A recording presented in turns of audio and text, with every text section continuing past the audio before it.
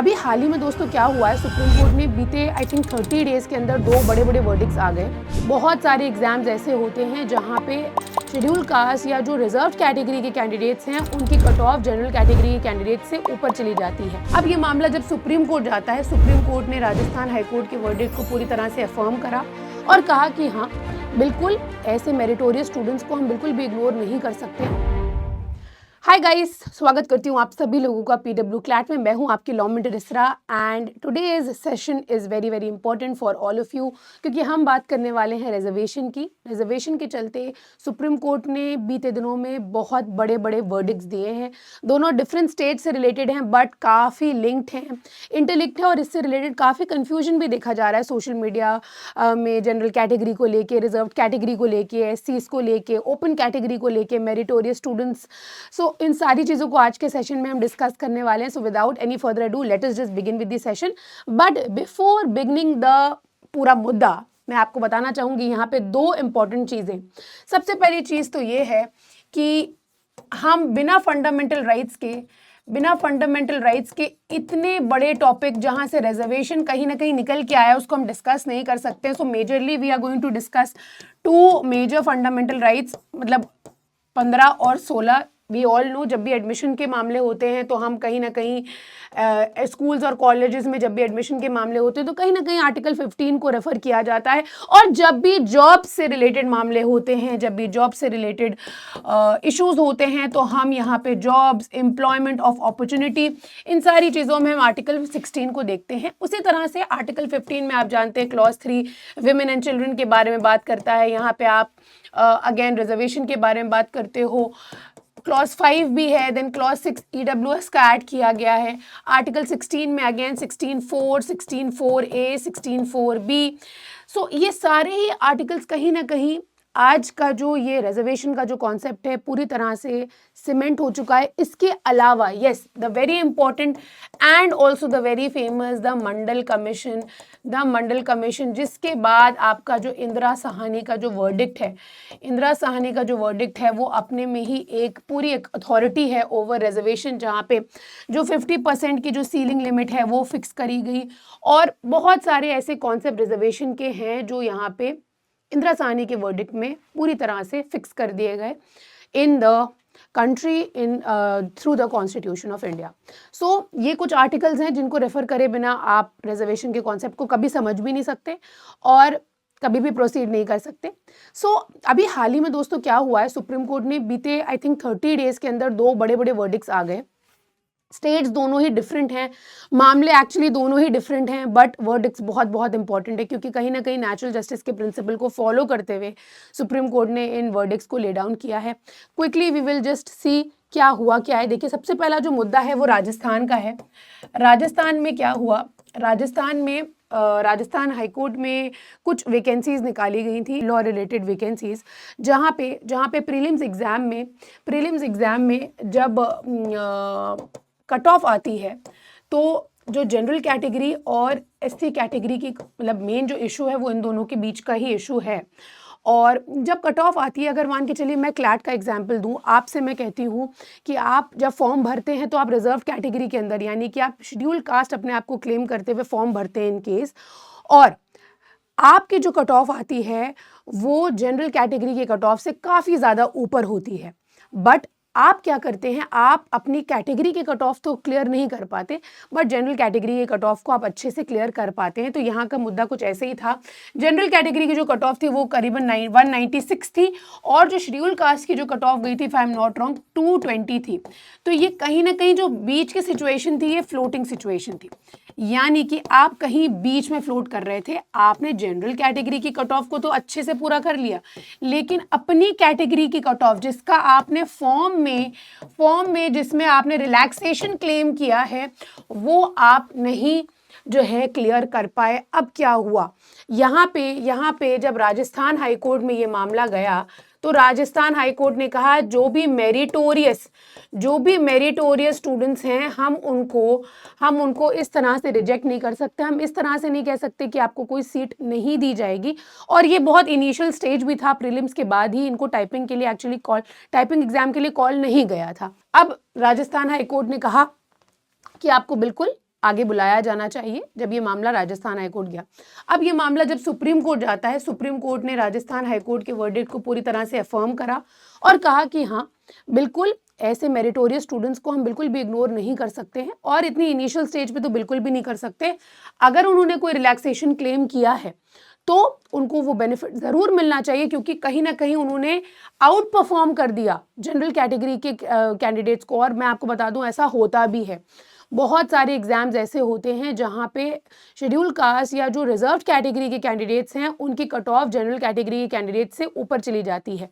दूसरी बहुत बड़ी चीज़ जो सुप्रीम कोर्ट ने कही वो ये कही कि ये जो आप लोग जनरल कैटेगरी को बोलते हो ना कि ये जनरल कैटेगरी है या अनरिजर्व्ड कैटेगरी जो है वो अनरिजर्व्ड नहीं, मतलब एक तरह से अनरिजर्व्ड, जब कोई कैटेगरी अनरिजर्व्ड है इसका मतलब क्या है, ये कैटेगरी ओपन है। Open to whom? Open to all. इसका मतलब ये नहीं है कि अगर आपने फॉर्म एससी से भरा है, एससी कैंडिडेट, या फॉर्म में आपने रिलैक्सेशन शेड्यूल कास्ट होने का क्लेम किया है तो आप यहाँ पे अनरिजर्व्ड में नहीं फाइट कर सकते, आप बिल्कुल फाइट कर सकते हैं। ये चीज़ यहाँ पे सुप्रीम कोर्ट ने कहा कि ये जो कैटेगरी है it is open to all. If you are outperforming the cut off for the general category candidates then that means we are having a seat for you and you are welcome here. तो ये सारी चीज़ें यहाँ पे discuss करी गई थी supreme court के इस वर्डिक्ट में। दूसरी चीज़ कहा कि आप सिलेक्शन के स्टेज पे अगर जाके मना करें तो कोई बात भी है, अभी आप टाइपिंग के लिए तो उनको बुलाइए। तो ये राजस्थान का इशू था। वहीं पे अगर हम बात करें कर्नाटका की, कर्नाटका में क्या हुआ? कर्नाटका में हुआ ये कि बेसिकली यहाँ पे जो मुद्दा था, यहाँ पे सिलेक्शन से रिलेटेड मुद्दा नहीं था, यहाँ पे जो इशू था वो कैडर एलोकेशन से रिलेटेड इशू था। सो बेसिकली आप जानते हैं जब भी कोई एग्जामिनेशन होता है 3 स्टेजेस में होता है, प्रीलिम्स होता है, मेंस होता है, इंटरव्यू होता है। उसी तरह से इस एग्जामिनेशन भी ये 3 स्टेजेस थे। सो बेसिकली एक लिस्ट आती है, आप देखते हैं बहुत सारे ऐसे कैंडिडेट्स हैं जो टॉपर्स होते हैं, उनको आप आईएएस बनाते हो, देन क्या होते हैं, देन उसके बाद की जो रैंक, इसीलिए रैंक सिस्टम होता भी है। सो आई एम वेरी श्योर ये इस चीज़ से आप फेमिलियर होंगे। जिस एग्जाम से रिलेटेड हम बात कर रहे हैं, इस एग्जाम में जो बेसिकली 2 कैंडिडेट्स थे, मान के चलिए ए और बी। ए जो थे भैया ये अनरिजर्व थे और बी जो थे ये एससी थे। अब क्या हुआ, बेसिकली इन्होंने फॉर्म भरा एज एन एससी कैंडिडेट और प्रीलिम्स में इनके ज़्यादा मार्क्स नहीं आते हैं, तो ये एससी होने का रिलैक्सेशन लेते भी हैं। एससी होने के रिलैक्सेशन से ही ये प्रीलिम्स क्वालिफाई कर पाते हैं। बट होता क्या है, जब फाइनल मेरिट लिस्ट आती है तो इनकी रैंक आ जाती है 19 और ये जो भाई साहब अनरिजर्व कैटेगरी के हैं इनकी रैंक आ जाती है 37। अब क्योंकि इन्होंने आउट परफॉर्म कर दिया एक जनरल कैटेगरी के कैंडिडेट को, तो भाई अब ये डिमांड करने लगे कैडर एलोकेशन में कि हमें कर्नाटका की सीट चाहिए है। अब फाइनली होता क्या है, होता ये है कि जब पूरी फाइनल मेरिट लिस्ट आ जाती है तो कैडर एलोकेशन जो है वो अनरिजर्व्ड की सीट ही थी और अनरिजर्व्ड को यहाँ पे रैंक 37 होने के नाते इनको कैडर एलोकेट कर दिया गया था। अब बेसिकली यहाँ पे जी किरण, इनका नाम जी किरण था, ही इज जी किरण, और ये मारियप्पा हैं ए जो कि अनरिजर्व्ड थे। तो मारियप्पा को सीट दे दी गई जिससे रिलेटेड एग्जाम हुआ था। Now G Kiran goes to the Karnataka high court भी जाते हैं और साथ ही सीएटी भी जाते हैं, सेंट्रल एडमिनिस्ट्रेटिव ट्रिब्यूनल, जहां पे दोनों ही ये कहते हैं कि हाँ ये सीट तो जी किरण को देनी चाहिए, ये सीट जो है वो जी किरण को देनी चाहिए क्योंकि इसकी रैंक तो 19 है, रैंक 19 के हिसाब से देना चाहिए। अब आप समझ रहे हो ना, प्रीलिम्स में उन्होंने रिलैक्सेशन क्लेम किया, रिजर्वेशन क्लेम किया, ये बेनिफिट उन्होंने उठाया, ये फायदा उठाया रिजर्व कैटेगरी के कैंडिडेट होने का। अब ये क्या कह रहे हैं, ठीक है चलो अब ये मेंस हो गया, इनका इंटरव्यू हो गया, अब ये कह रहे हैं कि आप एलोकेशन मेरे रैंक के अकॉर्डिंग करो। नहीं, आपने रिजर्वेशन क्लेम किया था ना वहां पे, अब आप अपने आप को, सुप्रीम कोर्ट ने ये बात कही कि अब आप अपने आप को माइग्रेट नहीं कर सकते हैं, अब आप उसी तरह से रहिए। यहाँ पे जिसके लिए ये सीट है, ये अनरिजर्व्ड सीट थी कर्नाटका कैडर में, तो ये यहाँ पे मारियप्पा ही को दी जाएगी। ये जब मामला सुप्रीम कोर्ट गया तब ये सुप्रीम कोर्ट ने ये बात कही। तो कर्नाटका हाईकोर्ट और सेंट्रल एडमिनिस्ट्रेटिव ट्रिब्यूनल ने जी किरण के फेवर में जजमेंट दिया।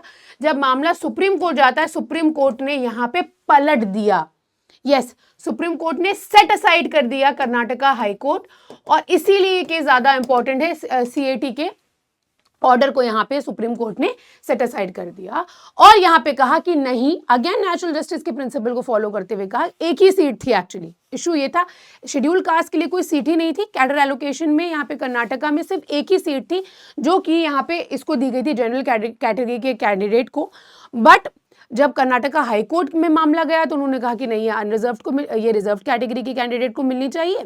जब ये मामला सुप्रीम कोर्ट गया, सुप्रीम कोर्ट ने इस चीज़ को टर्न करके सेट असाइड करके कहा कि नहीं, ये क्योंकि अनरिजर्व्ड की सीट थी उसी को मिलनी चाहिए। और अगर आप स्टार्टिंग में रिजर्वेशन क्लेम कर रहे हो, आप बाद में जाके ये नहीं कह सकते कि आप मुझे एलोकेशन मेरे रैंक के अकॉर्डिंग करो, ठीक है, आप उस टाइम पे माइग्रेट नहीं कर सकते। So these are the two verdicts. आइए क्विकली देखते हैं कि न्यूज़ में इसके बारे में क्या क्या दिया गया है। देखिए, राजस्थान केस में क्या हुआ, it was filed in the top court against 2023 Rajasthan high court ruling, जिसमें ये कहा गया था candidates belonging to reserved categories who secure marks in higher cut off prescribed for the general category must be considered in the open category even at the stage of shortlisting and not confined to the respective reserve category. जो मैंने आपको बताया कि अगर आप out perform कर रहे हो, बहुत अच्छे नंबर लेके आ रहे हो, तो भैया आप हमें बीच में मत छोड़िए, अब हमें सीट दीजिए। Case arose out of a recruitment post initiated by Rajasthan high court का इशू, मतलब ये थी 2700 करीबन पोस्ट थी, junior judicial assistant and clerk grade 2 in the high court district courts allied institution. The selection process comprise of a written examination of 300 marks followed by computer based. ये जो computer based typewriting test था ना, इसके लिए नहीं बुलाया गया था वहां पे, उसको कॉल ही नहीं किया गया था जिसने जनरल कैटेगरी के मार्क्स को क्लियर कर लिया था। Only candidate securing prescribed minimum marks in the written examination limited to 5 times the number of the vacancy candidate were to be shortlisted for the type rating.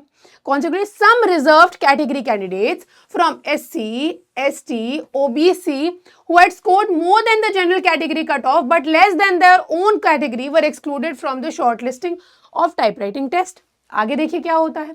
These candidates then challenged this in the Rajasthan High Court, arguing that this method treated the general or open category as an exclusive compartment. क्या ये exclusive compartment है? And it is violating Article 14, 16 of the Constitution.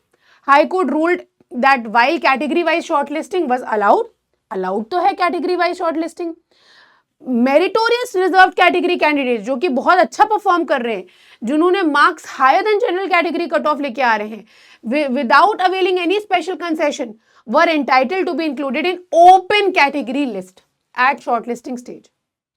Shortlisting stage पे ही आप उनको बुलाइए, आपका ये इतना इनिशियली मना मत करिए। High court directed that general और open category list must first be prepared strictly on merit पे आप उसको बनाइए, followed by preparation of reserved category list excluding those already accommodated in the open category। यानी कि open category में जो आ गए उनको हटा के आप इस तरह से लिस्ट प्रिपेयर करिए। Further directed the revision of the merit list and grant of an opportunity to wrongly excluded candidates to appear in the typewriting test। बुलाइए इनको। Supreme Court has now also rejected the arguments claiming such inclusion would amount granting a double benefit of migration to reserved category candidates। अब यहाँ पे क्या मुद्दा क्या supreme court में उठाया जा रहा था, ऐसे आर्ग्यूमेंट्स उठाए जा रहे थे claiming such inclusion of those candidates जो रिजर्व कैटेगरी के अच्छे नंबर लेके आ रहे हैं, it would amount to granting them a double, यानी कि तुम रिजर्वेशन में तो क्लेम कर ही रहे हो, आप जनरल कैटेगरी में भी क्लेम करोगे, तो क्या ये डबल बेनिफिट है? सुप्रीम कोर्ट ने इस चीज को मना करा, ये मना कर दिया। how the reserved category candidate is migrating from the reserved category to general category by outperforming the general by scoring marks। तो ये आप इसको क्लेम मत करिए, ये मत करिए, आर्ग्यूमेंट मत रेस करिए। सुप्रीम कोर्ट की जो बेंच थी वो थी जस्टिस दीपांकर दत्ता की, ऑगस्टीन जॉर्ज मासी की, दिसंबर 2025 का ये वर्डिक्ट था। और राजस्थान हाईकोर्ट के एडमिनिस्ट्रेशन के रजिस्ट्रार ने ये जब अपील फाइल करी थी उसको यहाँ पे डिसमिस कर दिया और कहा राजस्थान हाईकोर्ट का जो वर्डिक्ट है बिल्कुल ठीक है। बात करी जाए अगर कर्नाटका की, तो ये मैंने आपको बताया, ये कर्नाटका हाईकोर्ट का जो मुद्दा है, ये जो डिस्प्यूट था ये 2013 आईएफएस एग्जामिनेशन का था। 2 स्टेजेस में हुआ था, प्रीलिमिनरी और मेन एग्जामिनेशन इंटरव्यू। प्रीलिम्स में जनरल कट ऑफ जो थी 267 मार्क्स की थी, वाइल रिलैक्स कट ऑफ जो थी एससी कैंडिडेट्स की 233 थी। जी किरण जो एससी कैंडिडेट थे, he qualified with 247.18 marks and he availed the relax cut off, क्योंकि रिलैक्स कट ऑफ से ही आप क्लियर कर पाते। Whereas Antony S Mariappa, ये इनके 270 नंबर थे। जब फाइनल मेरिट लिस्ट आई, इनकी रैंक 19 हो गई, जो एससी कैंडिडेट थे एंटनी की 37 हो गई। लेकिन कैडर एलोकेशन के टाइम पे कर्नाटका के पास सिर्फ एक ही सीट थी जनरल वैकेंसी की, और एससी वैकेंसी की कोई सीट नहीं थी। अब ये कहने लगे जो जनरल की सीट है वो हमें दे दीजिए, इनका कहना ये था। Centre allotted general insider post to Antony and allocated Kiran Tamil Nadu cadre दिया यहाँ पे। Kiran challenge this before the CAT and Karnataka high court, both of which ruled in his favour on the ground that he had secured higher final rank. तो क्या किरण की जो SC candidate थे इनके favour में जजमेंट आ गया जब मामला सुप्रीम कोर्ट गया। Setting aside the High Court decision, the judgment authored by Justice Maheshwari observed that since IFS examination is a single integrated selection process comprising of two mandatory stages हैं, दो prelims नहीं, दो mandatory stages कौन सी हैं, mains और interview. Prelims तो qualifying nature की है, which means qualifying the preliminary examination is a prerequisite, जरूरी है, बहुत जरूरी है। प्रीलिम्स नहीं क्वालिफाई करोगे तो फिर कैसे होगा। अब आपने प्रीलिम्स कैसे क्वालिफाई करा, रिलैक्सेशन लेके, रिजर्वेशन लेके आपने क्वालिफाई किया है, ठीक है। And therefore any relaxation which is availed at the preliminary stage can not be ignore in it. अब आप यहाँ पे भी क्लेम करो ना। सो बोथ द वर्डिक्ट्स, जो राजस्थान का वर्डिक्ट हमने देखा दोस्तों और जो कर्नाटका का वर्डिक्ट देखा, deal with entirely different cases yet echo long abiding principles of equality established by Indira Sawhney judgment of the supreme court. तो ये तो पहले ही इंदिरा साहनी के केस में कह दिया गया था, जो कि यहाँ पे कहीं ना कहीं फिर से जो है रीइटरेट और रिफर्म करा है सुप्रीम कोर्ट ने। इसी के साथ आज का ये सेशन जो है हम एंड करते हैं। आई होप कि आपको समझ आया होगा। मिलेंगे एक और सेशन में, तब तक के लिए पढ़ाई करते रहिए। टेक केयर, गुड बाय, अलविदा।